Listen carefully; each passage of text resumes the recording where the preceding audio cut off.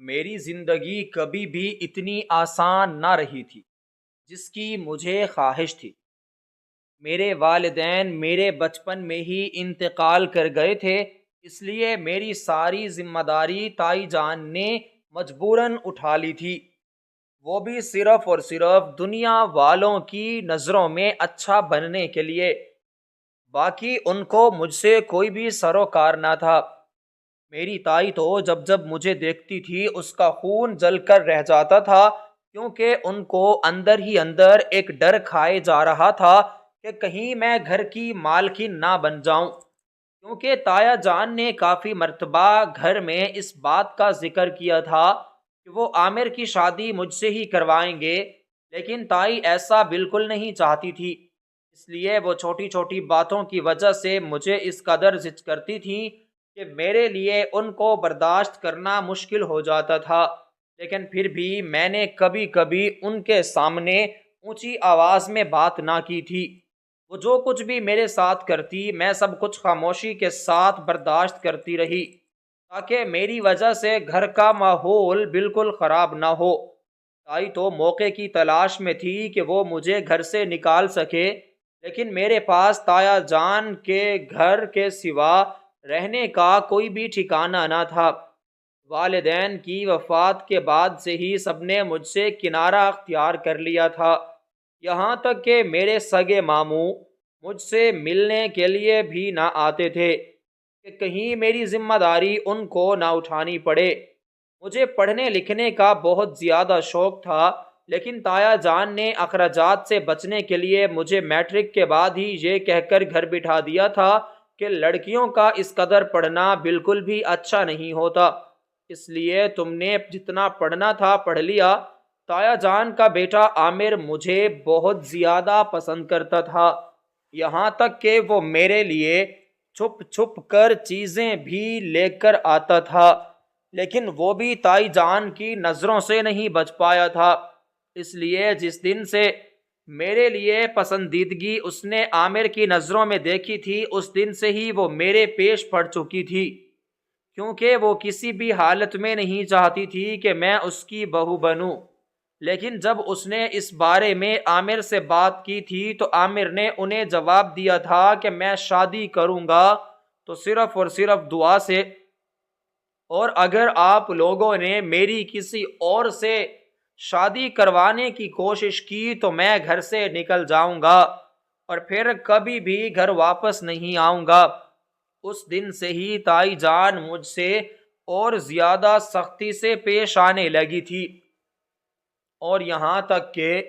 وہ مجھے مارنے سے بھی نہ رکتی تھی، اور اپنے دل کی بھڑاس نکال کر ہی وہ دم لیتی تھی۔ تائی جان مجھ سے سارے گھر کے کام کرواتی تھی، جنہیں میں خاموشی کے ساتھ کرتی بھی تھی، لیکن ایک دن انہوں نے مجھ سے عامر کی چائے بنانے کے لیے کہا تھا۔ چونکہ میں برتن دھو رہی تھی، اس لیے برتن دھونے کے بعد میں نے چائے بنانا شروع کر دیا تھا، لیکن ابھی 2 منٹ ہی نہ گزرے تھے کہ تائی جان غصے سے بھرپور کچن میں آئی تھی، اور اس نے دیگچی میں سے گرم چمچ نکال کر زور سے میری طرف پھینکا تھا، اور وہ چمچ سیدھا میرے گال پر لگا تھا۔ چونکہ وہ چمچ بہت زیادہ گرم تھا، اس لیے میرے گال پر ایک بڑا سا بدنما داغ بن گیا تھا، اور میرا چہرہ جو نہ پہلے اتنا خوبصورت تھا وہ اب بھی ببزرد بن گیا تھا۔ مجھے چیختے چلاتے ہوئے دیکھ کر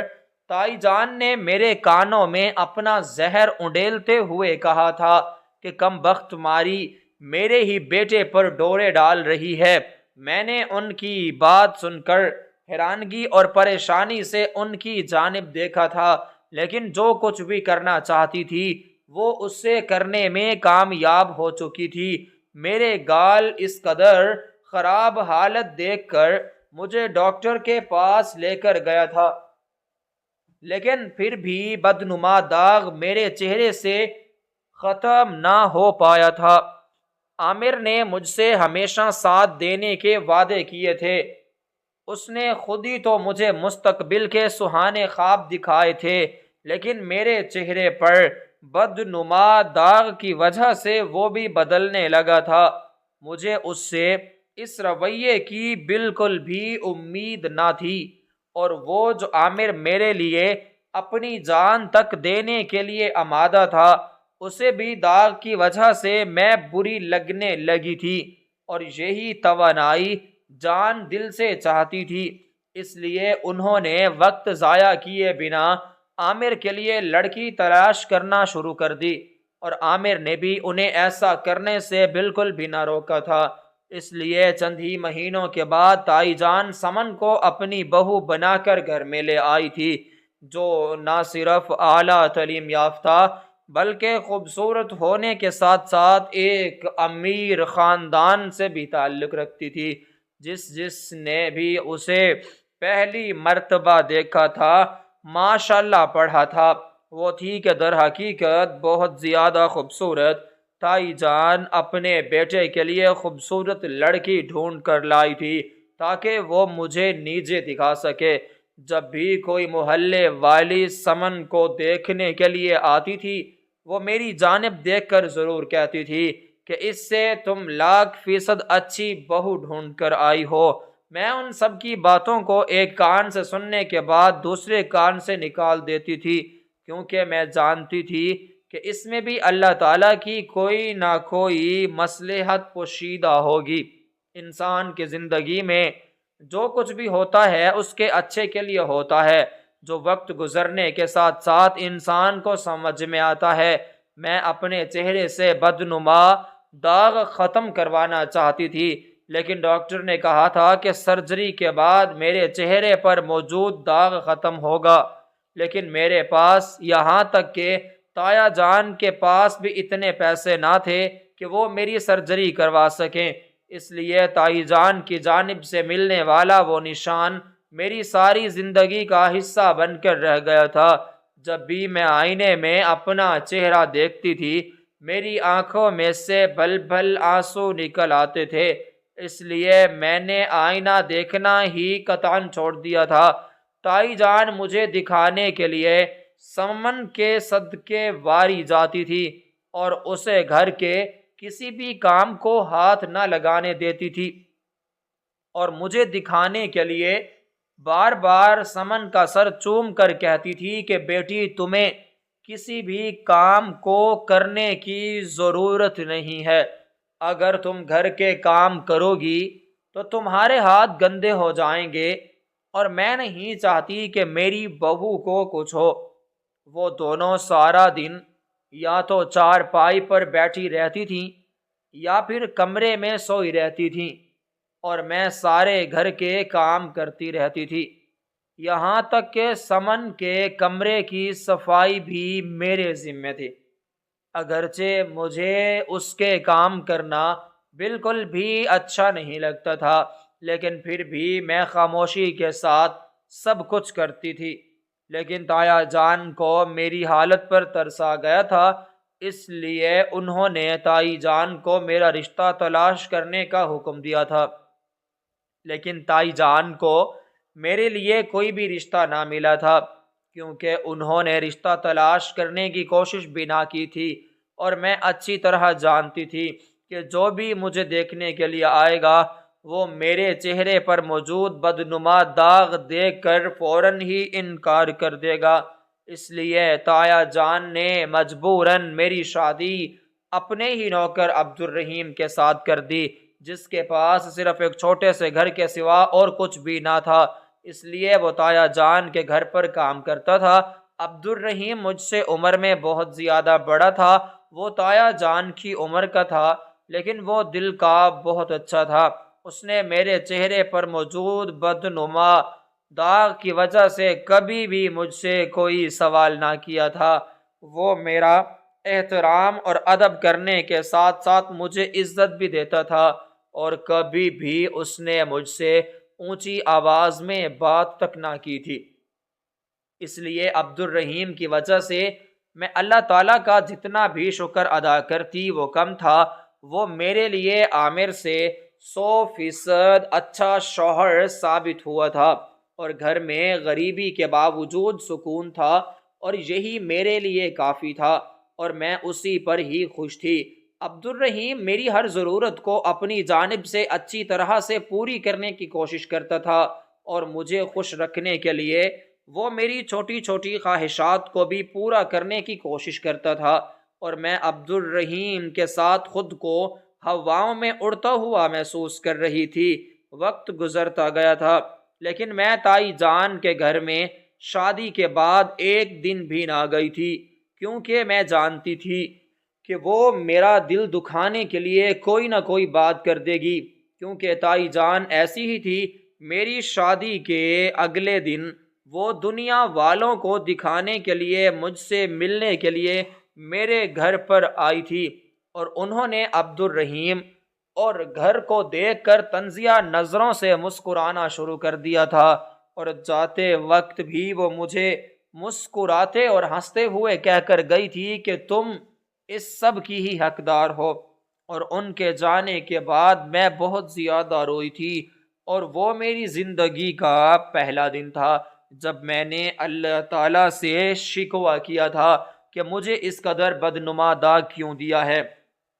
لیکن بعد میں مجھے احساس ہوا تھا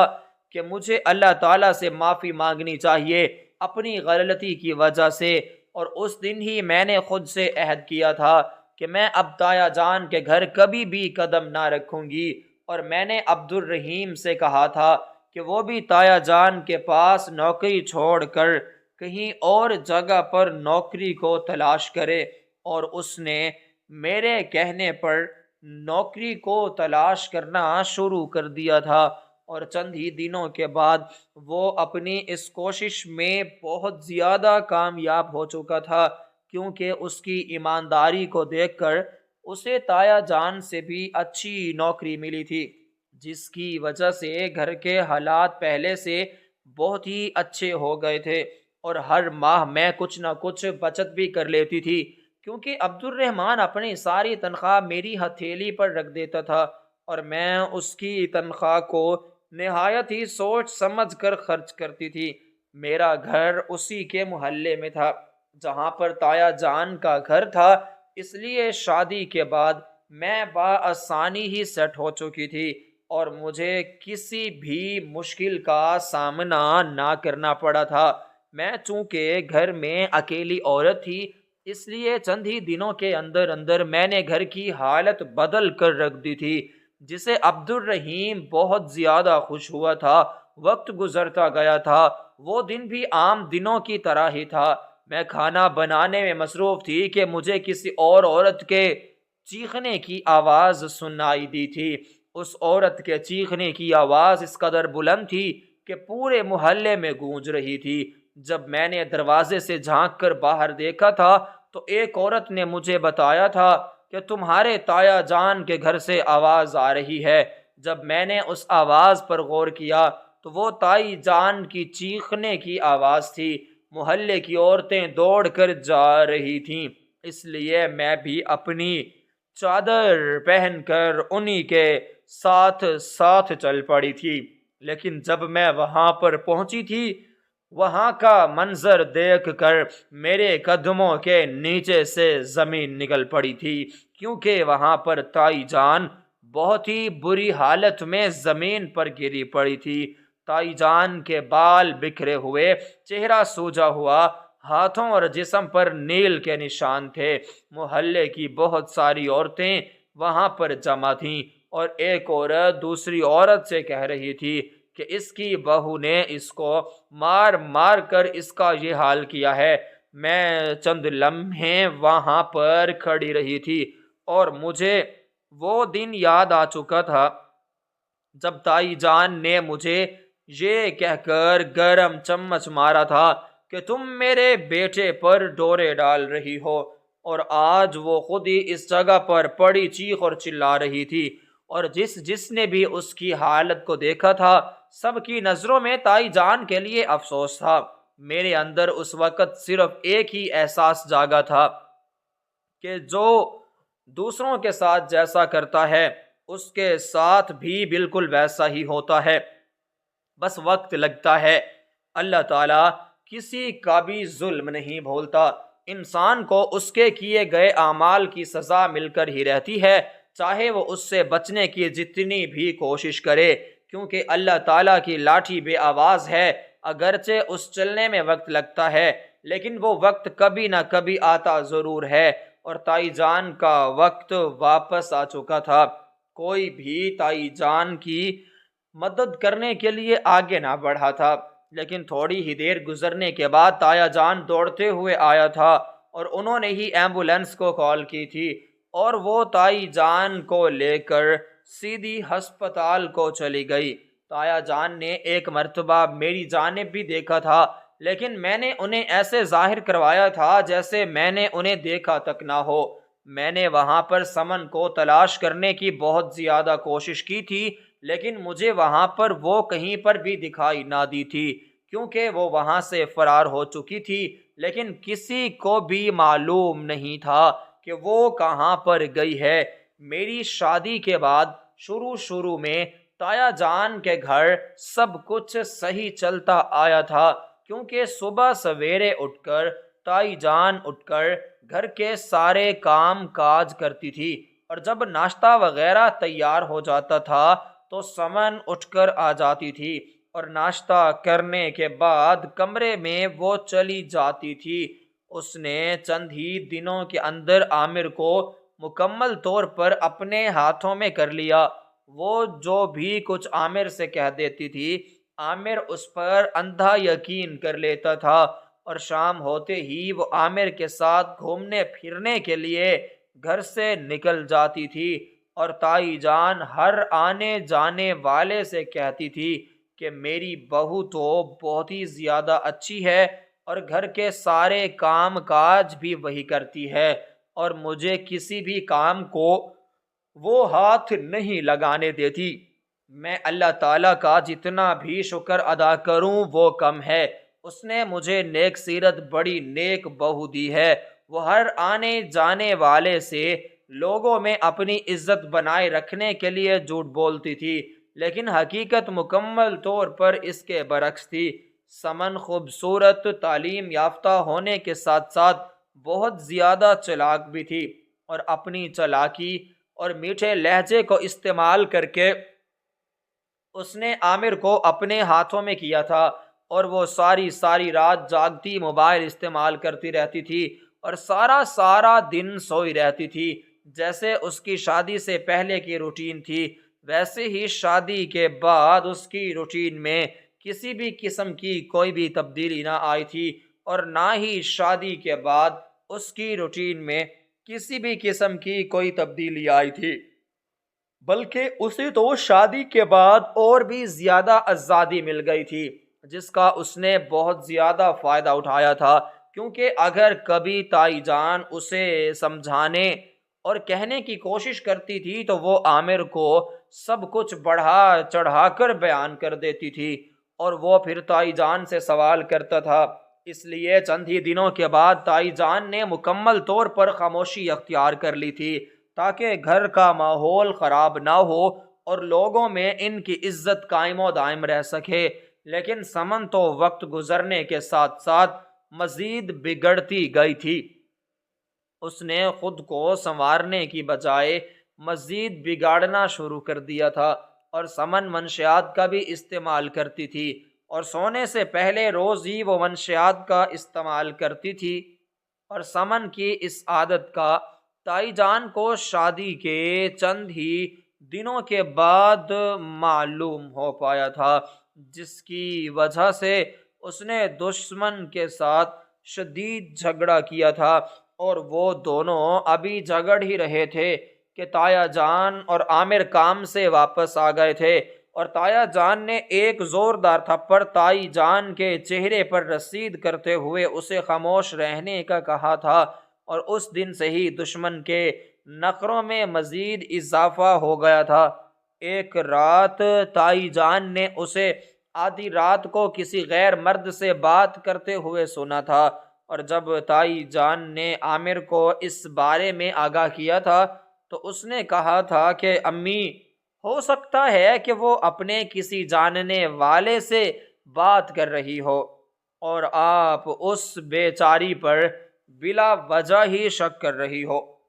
تائی جان عامر کی بات سن کر خاموش تو ہو چکی تھی، لیکن ان کے دل میں ایک خدشہ بیٹھ چکا تھا، اور وہ آدھی رات کو کسی غیر مرد سے بات کرتی ہے، کیونکہ تائی جان کو اس کی باتوں سے اندازہ ہو چکا تھا۔ چند ہی دنوں کے بعد پیش ہونے والے واقعے نے تائی جان کو مزید پریشان کر دیا تھا۔ جب تائی جان نے اپنے زیور اٹھانے کے لیے الماری کھولی تھی تو اس میں کچھ بھی موجود نہ تھا۔ پہلے تو انہوں نے خود کو ہی قصوروار ٹھہرایا تھا کہ ہو سکتا ہے کہ میں نے انہیں کسی اور جگہ پر رکھ دیا ہو، لیکن جب پورے کمرے میں تلاش کرنے کے بعد انہیں ان کے زیور کہیں پر بھی نہ ملے تھے، ان کی پریشانی میں مزید اضافہ ہو گیا تھا۔ انہوں نے زیورات کو پورے گھر میں کنگال ڈالا، لیکن وہ نہ ملے تھے۔ اس لیے اس نے ہمت کر کے سمن سے پوچھا تھا کہ بیٹی، تم نے میرے زیورات کہیں پر رکھے تھے؟ لیکن سمن نے اپنی معصومیت سے جواب دیا تھا کہ نہیں امی، میں نے تو کبھی بھی آپ کے زیورات کو دیکھا تک نہیں۔ لیکن وہ اس وقت مسکرا رہی تھی جیسے آنکھوں ہی آنکھوں سے کہہ رہی ہو کہ ہاں، میں نے ہی زیورات اٹھائے ہیں۔ لیکن تائی جان نے اس بارے میں عامر سے بات کرنے کی کوشش کی تھی، تو وہ تائی جان کی بات سن کر ہتھے سے ہی اکھڑ گیا تھا، اور اس نے تائی جان سے بات کرنا شروع کر دیا تھا کہ آپ میری بیوی پر الزام لگا رہی ہیں، جس کی وجہ سے تائی جان کو مجبوراً خاموشی اختیار کرنی پڑی تھی۔ لیکن ابھی چند ہی دن گزرے تھے کہ گھر کے حالات مشکل ترین ہونے لگے تھے، جس کی وجہ سے تایا جان نے گھر میں موجود نوکرانی جو تائی جان کی مدد کرنے کے لیے آتی تھی اسے نکال دیا تھا، اور پورا دن کام کاج سے تنگ آ کر جب تائی جان نے سمن کو اپنی مدد کرنے کے لیے کہا تھا تو اس نے اپنی بیماری کا جھوٹا ڈرامہ رچا دیا تھا، اور اس نے یہاں تک بس نہ کی تھی بلکہ اس نے حمل ہونے کا بھی جھوٹ بولا تھا اپنی مزید خدمت کروانے کے لیے، اور اس کے جھوٹ کے بارے میں کسی کو بھی معلوم نہ ہو پایا تھا۔ سب سے زیادہ تکلیف تائی جان کو اس بات کی ہوئی تھی کہ ان کا بیٹا اب اپنی بہو کے خلاف ان کی کوئی بات بھی سننے کے لیے تیار نہ تھا، اور سمن بھی خاموش اور چلاکی سے کام لے رہی تھی، جس کی وجہ سے ایک دن تائی جان نے روتے ہوئے عامر سے کہا تھا کہ مجھے اب تمہاری بیوی سے ڈر لگنے لگا ہے۔ لیکن عامر نے کہا تھا کہ اگر آپ نے اپنی روز روز کی شکایتوں کا سلسلہ بند نہ کیا تو میں اپنی بیوی کو اس گھر سے لے کر چلا جاؤں، اور پھر میں اس گھر میں واپس نہیں آؤں گا۔ اور وہ کھانا کھائے بغیر ہی اپنے کمرے میں چلا گیا تھا، جس کی وجہ سے تائی جان نے مزید رونا شروع کر دیا تھا، اور تائی جان کو میں یاد آنے لگی تھی جو ان کے سامنے کبھی بھی اونچی آواز میں بات نہ کرتی تھی۔ تائی جان کو اپنی غلطی کا شدت سے احساس ہو چکا تھا، کیونکہ انہوں نے ایک ہیرے کو ٹھکرا کر چمکتے ہوئے سونے کو چنا تھا جو اسے اپنی اصلیت دکھا چکا تھا۔ انہوں نے کبھی بھی نہیں سوچا تھا کہ سمن ایسی نکلے گی، کیونکہ انہوں نے تو سمن سے بہت سی امیدیں باندھی ہوئی تھیں، لیکن سمن نے ان کی تمام امیدوں کو توڑ دیا تھا۔ لیکن اب پچھتاوا کیا ہوت جب چڑیاں چگ گئی کھیت۔ وقت گزرتا گیا تھا۔ ایک رات تائی جان کو نیند نہیں آ رہی تھی، ان کا دل بہت زیادہ بے چین تھا، اور انہیں ایسا محسوس ہونے لگا تھا کہ جیسے ایک اندیکھی آفت ان کے سر پر منڈلا رہی ہو۔ وہ پیاس کی شدت سے جب پانی پینے کے لیے اٹھی تھی تو اس وقت تقریباً 3 بجے کا وقت تھا۔ گھر میں سب سو چکے تھے، لیکن جب وہ کچن کی جانب جا رہی تھیں تو ان کی نظر سمن پر پڑی تھی، جو اتنی رات کو ہنس ہنس کر کسی سے بات کر رہی تھی، اور اس کی باتوں کو سن کر تائی جان کو ایسا محسوس ہوا تھا کہ جیسے وہ کسی مرد سے بات کر رہی ہو۔ یہ سوچتے ہی تائی جان کا خون کھول اٹھا تھا۔ تائی جان نے اس کی بات سننے کی کوشش کی تھی، لیکن جو کچھ انہوں نے دروازے کے پیچھے چھپ کر سنا تھا اس نے تائی جان کے شک میں مزید اضافہ کر دیا تھا۔ سمن پریشانی اور گھبراہٹ میں کسی سے کہہ رہی تھی کہ میں نے کہا تھا نا یہاں فون مت کیا کرو۔ سمن کی بات سن کر تائی جان کے دل کی دھڑکن میں اضافہ ہو گیا تھا۔ اسے شک ہو گیا تھا کہ سمن نے کوئی بہت بڑی بات ہم سے چھپائی ہوئی ہے، کیونکہ رات کا وقت تھا، اس لیے سمن بے فکری کے ساتھ بات کر رہی تھی۔ کیونکہ گھر میں سب کے سب سوئے ہوئے تھے اس لیے اس نے اسپیکر آن کیا ہوا تھا۔ دوسری جانب سے ایک مرد کی آواز سنائی دی تھی جس نے کہا تھا کہ پیسے کب بھیجو گی؟ تمہیں یاد تو ہے نا ہم نے تمہیں اس گھر میں کس مقصد کے لیے بھیجا ہے؟ اس آدمی کی بات سن کر سمن ہنس پڑی تھی اور اس نے یہ کہہ کر فوراً کال کاٹ دی تھی کہ ہاں مجھے اچھی طرح یاد ہے، تمہیں پتہ تو ہے میں کبھی کچھ بھی نہیں بھولتی۔ لیکن تائی جان کے ہاتھ میں سے گلاس نیچے گر پڑا تھا جس کی آواز سنتے ہی سمن نے کال کاٹ دی تھی۔ لیکن جب وہ کچن میں دیکھنے کے لیے داخل ہوئی تو تائی جان پہلے ہی وہاں سے نکل آئی تھی، جس کی وجہ سے سمن نے سمجھا تھا کہ بلی ہوگی، لیکن وہ پھر بھی چوکنا ہو چکی تھی۔ کچھ ہی دنوں کے بعد جب تایا جان نے اپنا اکاؤنٹ چیک کیا تھا تو اس میں سے اچھی خاصی رقم غائب ہو چکی تھی، جس کا اکاؤنٹ نمبر صرف گھر کے ہی چند لوگوں کو معلوم تھا،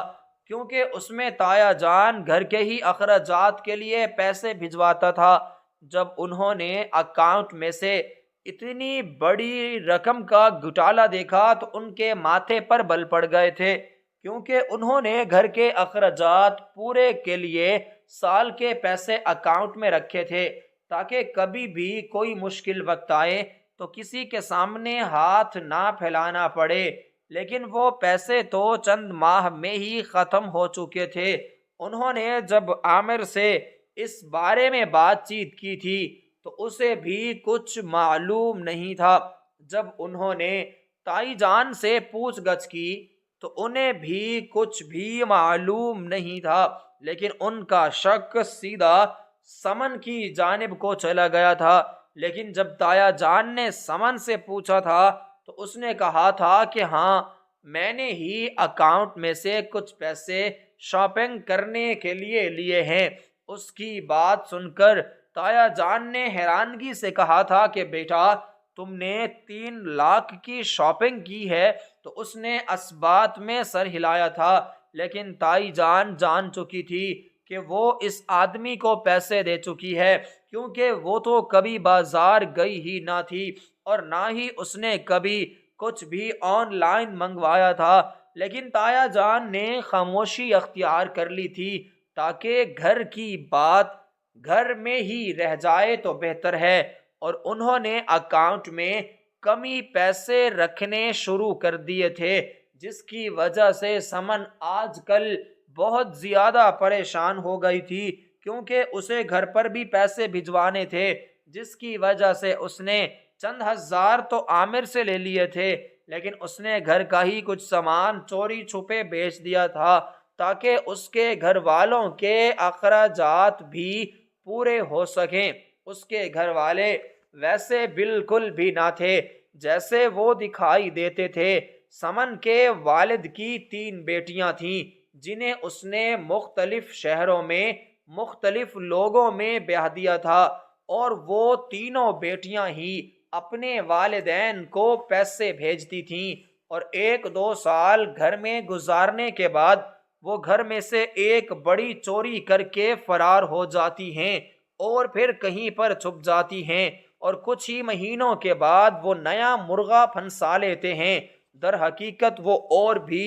بہت سے برے کاموں میں ملوث تھیں، لیکن کسی کو بھی ان کی اس حقیقت کے بارے میں معلوم نہ ہو پایا تھا۔ سمن کی تینوں بہنیں ہی بہت زیادہ خوبصورت تھیں، اس لیے انہیں کبھی بھی کچھ بھی کرنے میں مشکل بالکل بھی پیش نہ آئی تھی، اور نہ ہی کسی کو ان پر کسی بھی قسم کا کوئی بھی شک نہ ہوا تھا۔ ایک دن سمن جب نہانے میں مصروف تھی، تائی جان نے چپکے سے اس کا موبائل فون اٹھایا تھا اور اس میں سے حقیقت جاننے کے لیے کچھ نہ کچھ ڈھونڈنا شروع کر دیا تھا۔ جو ہی اس نے میسیجز اوپن کیے تھے تو وہاں پر بہت سے لوگوں کے نمبر موجود تھے۔ جب تائی جان نے پہلا والا میسج کھولا تھا تو اس میں لکھا تھا کہ کل کی ڈیل کنفرم ہے نا، 2 لاکھ روپے میرے اکاؤنٹ میں بھیج دینا۔ اسے پڑھتے ہی تائی جان کے قدموں کے نیچے سے زمین نکل پڑی تھی، اس لیے انہوں نے فون فوراً رکھ دیا تھا، لیکن انہوں نے سمن پر مزید نظر رکھنی شروع کر دی تھی۔ جب سمن نے نہا کر فون اٹھایا تھا تو اسے اس بات کا معلوم ہو گیا تھا کہ اس کا موبائل کسی نہ کسی نے اٹھایا ہے، اور اس کا شک سیدھا تائی جان کی جانب گیا تھا، کیونکہ اس وقت تائی جان کے علاوہ گھر پر کوئی بھی نہیں تھا، جس کی وجہ سے وہ سب کچھ جان چکی تھی اور وہ مزید چوکنا ہو چکی تھی۔ اگلے ہی دن تائی جان نے سمن کو ایک علیحدہ کمرے میں بلا کر کہا تھا کہ میں سب کچھ جان چکی ہوں، تم یہ سب کرنا بند کر دو، ورنہ میں اس سب کے بارے میں عامر کو بتا دوں گی۔ لیکن تائی جان کی بات سن کر وہ زور زور سے کہے لگا کر ہنس پڑی۔ اسے یوں ہنستے دیکھ کر تائی جان کی پریشانی میں مزید اضافہ ہو گیا تھا۔ تائی جان کو ایسا محسوس ہونے لگا تھا کہ جیسے سمن اس کا مذاق اڑا رہی ہو، اس لیے تائی جان ہکا بکا ہو کر اسے دیکھ رہی تھی۔ لیکن کافی دیر ہنسنے کے بعد اس نے اپنا موبائل فون کھولا تھا، اور جو کچھ اس نے تائی جان کو دکھایا تھا اسے دیکھتے ہی تائی جان کو ایسا محسوس ہوا تھا جیسے آسمان ان کے سر پر گر پڑا ہو، کیونکہ سمن کے پاس ایڈٹ کی ہوئی ایسی تصویریں اور ویڈیوز تھی جن میں تائی جان اپنے زیورات اٹھا کر دوسرے مردوں کو دے رہی تھی۔ اگرچہ تائی جان جانتی تھی کہ یہ سب کچھ جھوٹ ہے، لیکن جب سمن سب کو یہ ویڈیوز دکھاتی تو سب کی نظروں میں اس کی کیا عزت رہ جاتی۔ اس لیے تائی جان نے خاموش رہنے میں ہی بہتری سمجھی تھی، کیونکہ سمن کے پاس اور بھی کافی ویڈیوز اور تصویریں تھیں جو کہ کافی حد تک نازیبا تھیں۔ تائی جان کو خاموش سوچ میں ڈوبے دیکھ کر سمن کی مسکراہٹ مزید گہری ہو چکی تھی، اور اس نے دھمکی دیتے ہوئے تائی جان سے کہا تھا کہ اگر آپ نے اس بارے میں کسی کو بھی کچھ بھی بتانے کی کوشش کی تو آپ کی ویڈیوز اور تصویر میں سوشل میڈیا پر وائرل کر دوں گی۔ اس کی بات سن کر تائی جان سن ہو چکی تھی، اور اسے بالکل بھی یقین نہیں آ رہا تھا کہ سمن اس حد تک بھی گر سکتی ہے۔ انہیں اپنی اس سوچ پر بھی افسوس ہونے لگا تھا جس دن انہوں نے سمن کو اپنی بہو بنانے کے بارے میں سوچا تھا، لیکن اب پانی ان کے سر سے گزر چکا تھا، کیونکہ کچھ بھی ان کے ہاتھ میں نہیں رہا تھا۔ تایا جان کو صرف اتنا ہی پتا تھا کہ وقت گزرنے کے ساتھ ساتھ ان کا گھر بکھرتا جا رہا ہے، لیکن حقیقت کسی کو بھی معلوم نہ تھی۔ عامر کو بھی سمن کے کرتوتوں کے بارے میں معلوم تھا، لیکن وہ بھی اپنی عزت اور گھر بچانے کے لیے خاموش تھا۔ جس حسد اور جلن کی وجہ سے تائی جان نے مجھے جلانے کی کوشش کی تھی، اسی میں ہی ان کا اپنا گھر چل رہا تھا، اور سب کچھ جاننے کے باوجود وہ خاموش اور بے بس تھیں۔ سمن نے انہیں کہیں پر بھی منہ دکھانے کے لائق نہیں چھوڑا تھا۔ اگلے ہی دن سمن نے عامر اور تایا جان کے گھر سے جانے کے بعد ہی چھپائے ہوئے زیورات اور کچھ پیسے نکالے تھے اور انہیں لے کر فرار ہونے لگی تھی، لیکن تائی جان کی اس پر نظر پڑ گئی تھی، جس کی وجہ سے تائی جان نے اسے روکنے کی بھرپور کوشش کی تھی، لیکن اس نے تائی جان کو اس قدر مارا تھا کہ ان کے جسم کا کوئی بھی حصہ باقی نہ بچا تھا، اور تائی جان نے چیخ چیخ کر لوگوں کو بلانے کی کوشش کی تھی، لیکن جب تک لوگ وہاں پر پہنچے تھے سمن پیسے اور زیورات لے کر چلی گئی تھی۔ سمن نے تائی جان کو اس قدر مارا تھا کہ ان کی آنکھ میں ایک نیل پڑ چکا تھا اور ان کے ہونٹوں میں سے خون رس رہا تھا، اور تائی جان کے بال آدھے سے زیادہ زمین پر ٹوٹ کر بکھرے پڑے تھے، جن کو دیکھ کر کچھ عورتیں تو ہنس رہی تھیں، لیکن تائی جان اس وقت کانپ رہی تھی اور کانپتے ہوئے زمین پر گر پڑی تھی۔ ان کو کسی بھی چیز کی کوئی بھی ہوش نہ رہا تھا۔ میں ایک کونے میں کھڑی سب کچھ دیکھ رہی تھی۔ وہ وہی تائی تھی جس نے گرم چمچ میرے منہ پر دے مارا تھا، اور انہوں نے ہی میری شادی عامر کے ساتھ ختم کروائی تھی، اور آج وہی عورت زمین پر بیٹھی کانپ رہی تھی۔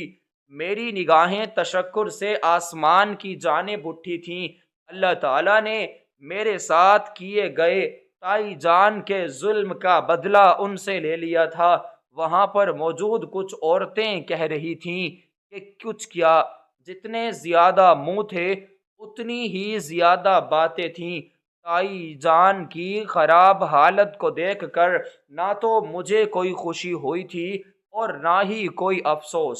اور تھوڑی دیر گزرنے کے بعد ہی تایا جان بھاگتا ہوا آیا تھا اور تائی جان کو ہسپتال لے گیا تھا۔ ان کے ساتھ عامر بھی موجود تھا۔ اپنی والدہ کی اس قدر خراب حالت کو دیکھ کر اس کی آنکھوں میں سے آنسو نکلنے لگے تھے، اور اسے معلوم ہو چکا تھا کہ اس کی ماں سچی تھی اور سمن جھوٹی، لیکن اب کیا فائدہ تھا؟ وہ گھر کو تالا لگا کر ہسپتال کی جانب بھاگا تھا۔ میں جس خاموشی سے وہاں پر گئی تھی اسی ہی خاموشی سے واپس آ گئی تھی۔ کچھ زخم ایسے ہوتے ہیں جو وقت کے ساتھ ساتھ بھر تو جاتے ہیں، لیکن ذرا سا بھی ہاتھ لگانے پر ہرے ہو جاتے ہیں۔ میرا چہرہ بھی ایسا ہی تھا، اور میرا دل بھی تائی جان کی چیخیں اور زخمی وجود کو میں کچھ دنوں تک بالکل بھی نہیں بھلا پائی تھی، اور تائی جان کی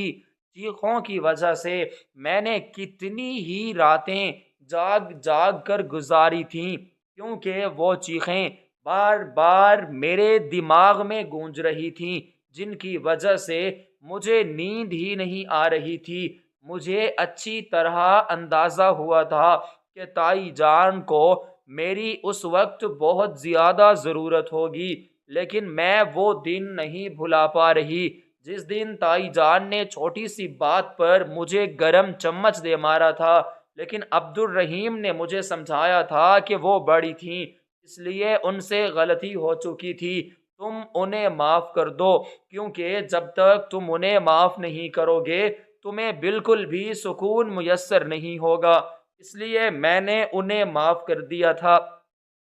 لیکن جب بھی مجھے وہ دن یاد آتا جس دن تائی جان نے مجھے چمچ دے مارا تھا، میری آنکھوں میں سے آنسو نکلنا شروع ہو جاتے تھے۔ عبد الرحیم نے مجھے سوچ میں ڈوبے ہوئے دیکھ کر کہا تھا کہ ہمیں کسی کو بھی تکلیف میں نہیں چھوڑنا چاہیے، خواہ اس نے ہمیں کتنی بھی تکلیف کیوں نہ دی ہو۔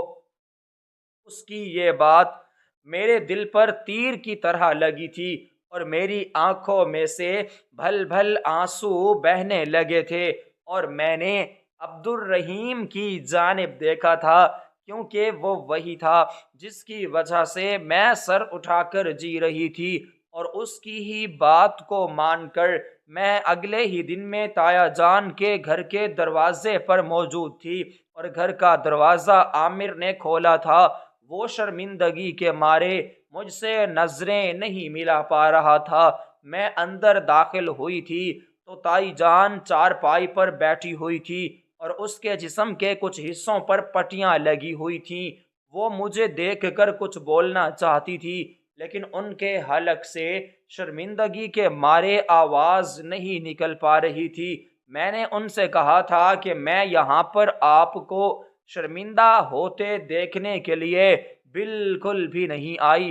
بلکہ میں تو یہ دیکھنے کے لیے آئی ہوں کہ آپ ٹھیک ہیں یا نہیں۔ میری بات سنتے ہی تائی جان کی آنکھوں میں سے آنسو نکل پڑے تھے۔ انہوں نے اپنی زبان سے کچھ بھی نہیں کہا تھا، بس اپنے ہاتھوں کو جوڑ دیا تھا۔ ان کے جڑے ہوئے ہاتھوں کو دیکھ کر میری آنکھوں میں سے بھی آنسو بہنے لگے تھے۔ میں نے روتے ہوئے ان کے دونوں ہاتھوں کو اپنے ہاتھوں میں تھام لیا تھا، اور میں نے انہیں کہا تھا کہ میں نے تو آپ کو کب کا معاف کر دیا ہے، اور میں وہاں سے چلی آئی تھی، کیونکہ اگر میں وہاں پر زیادہ دیر بیٹھی رہتی تو میرا ضبط ٹوٹ جاتا، جو میں کبھی بھی نہیں چاہتی تھی۔ لیکن اگلے ہی دن عامر مجھے بلانے کے لیے آ گیا تھا، کیونکہ اسے کام پر جانا تھا، اس لیے وہ تائی جان کا خیال رکھنے کے لیے مجھے بلانے آیا تھا، اور میں عبد الرحیم کی اجازت سے اس کے ساتھ چلی گئی تھی، اور مجھے تائی جان نے ہی بتایا تھا کہ سمن اور اس کے والدین کا ٹھکانہ معلوم ہو چکا ہے۔ آج رات ہی پولیس انہیں پکڑنے کے لیے جائے گی، اور اسی رات جب سمن اور اس کے والدین گھر چھوڑ کر دوسرے شہر جا رہے تھے، پولیس والوں نے انہیں گرفتار کر لیا تھا۔ جب پولیس والوں کے ساتھ عامر پر سمن کی نظر پڑی تھی تو وہ دنگ رہ چکی تھی، کیونکہ اسے بالکل بھی اندازہ نہیں تھا کہ وہ اتنی جلدی پکڑی جائے گی۔ جو ہی پولیس والوں نے سمن کو گرفتار کر کے ہتھ کڑی لگانے کی کوشش کی تھی، سمن بھاگتی ہوئی آئی تھی اور جا کر عامر کے قدموں میں گر پڑی تھی۔ اس نے عامر سے بار بار معافی مانگنی شروع کر دی تھی۔ عامر نے اسے دونوں کندھوں سے کھڑا کیا تھا، اور اس نے ایک زوردار تھپڑ سمن کے چہرے پر رسید کیا تھا۔ سمن کو عامر سے تھپڑ کی بالکل بھی امید نہ تھی۔ عامر نے پولیس والوں سے ہتھ کڑی لی تھی اور اسے خود ہی سمن کے ہاتھوں میں پہنا دی تھی۔ ہتھ کڑی کو اپنے ہاتھوں میں دیکھ کر سمن کو بالکل بھی یقین نہیں آ رہا تھا کہ کبھی وہ اس کے ہاتھوں میں بھی لگ سکتی ہے۔ پولیس والے سمن کو لے کر چلے گئے تھے، اور عامر بس دیکھتا ہی رہ گیا تھا۔ اس کے دل میں سمن کے لیے موجود محبت، پیار اور فخر مکمل طور پر ختم ہو چکا تھا، اور وہ اپنا سر پکڑ کر وہیں پر بیٹھ گیا تھا کہ میں نے امی کی بات کیوں نہیں سنی تھی۔ لیکن اب پچھتانے کے سوا اس کے پاس کچھ بھی نہیں بچا تھا۔ تایا جان نے بھی مجھ سے معافی مانگی تھی، لیکن میں تو انہیں پہلے ہی معاف کر چکی تھی۔ لیکن کچھ ہی دنوں بعد تائی جان نے مجھے جو کچھ کہا تھا اس نے مجھے ہلا کر رکھ دیا تھا۔ تائی جان چاہتی تھی کہ میں عبد الرحیم سے طلاق لے کر عامر سے شادی کر لوں، لیکن میں نے انہیں فوراً منع کر دیا تھا، کیونکہ میں اپنی زندگی میں اب بہت زیادہ خوش تھی، اور میں دوبارہ اتنی بڑی غلطی کبھی بھی نہیں کرنا چاہتی تھی جس کی وجہ سے مجھے زندگی بھر پچھتانا پڑے۔ زندگی کبھی بھی ایک جگہ پر نہیں رکتی، وہ خاموشی سے اپنا حساب پورا کرتی ہے، لیکن کبھی کسی سے جلدی اور کبھی کسی سے دیر سے، لیکن باری سب کی ضرور آتی ہے، اور ہر کسی کو اس کے کیے کا انجام بھگتنا پڑتا ہے۔ میں نے وقت گزرنے کے ساتھ ساتھ تائی جان کے پاس آنا بھی چھوڑ دیا تھا، کیونکہ میں نہیں چاہتی تھی کہ لوگوں کو کبھی بھی باتیں بنانے کا موقع ملے۔ اس لیے میں اور عبد الرحیم اپنی چھوٹی سی دنیا میں آگے بڑھنے لگے تھے، اور چند ہی دنوں کے بعد مجھے معلوم ہوا تھا کہ اللہ تعالیٰ مجھے اولاد کی نعمت سے نوازنے والا ہے۔ جب میں نے یہ خبر عبد الرحیم کو دی تھی تو وہ خوشی سے اچل پڑا تھا، کیونکہ وہ کب سے اس خبر کا منتظر تھا۔ ہم دونوں نے مل کر گلی کے نکڑ پر ایک چھوٹی سی دکان کھولی تھی، اور چند ہی دنوں کے اندر ہی اندر وہ دکان چل پڑی تھی اور کام بڑھنے لگا تھا۔ چند ہی سالوں کے اندر ہم نے دوسری دکان بھی بنا لی تھی، اور میں نے اپنی زندگی میں محسوس کیا تھا کہ اگر بندہ سچے دل سے اللہ تعالیٰ سے مدد مانگے تو وہ اپنے بندے کی مدد کرتا ہے، اور کبھی بھی اپنے بندے کو اکیلا نہیں چھوڑتا۔ ایک دن تایا جان دکان پر سامان لینے کے لیے آیا تھا۔ وہ بہت ہی زیادہ کمزور ہو چکے تھے اور انہوں نے ہی مجھے بتایا تھا کہ عامر کسی کی بھی اور جگہ پر شادی کرنے کے لیے نہیں مان رہا ہے، اور تمہاری تائی کی حالت بہت زیادہ خراب ہے اور وہ تمہیں بہت زیادہ یاد کرتی ہے۔ تائی جان کے ایک غلط فیصلے کی وجہ سے سب سے زیادہ نقصان عامر کو پہنچا تھا۔ ایک دن وہ مجھ سے ملنے کے لیے میرے گھر آیا تھا، اور جب میں نے اسے اتنے سالوں کے بعد دیکھا تھا تو میں تو پہلے پہل اسے پہچان نہیں پا رہی تھی۔ وہ بہت زیادہ کمزور ہو چکا تھا اور اس کی دھاڑیں اس قدر بڑی ہوئی تھیں کہ میرے لیے اسے پہچاننا بھی مشکل ہو گیا تھا۔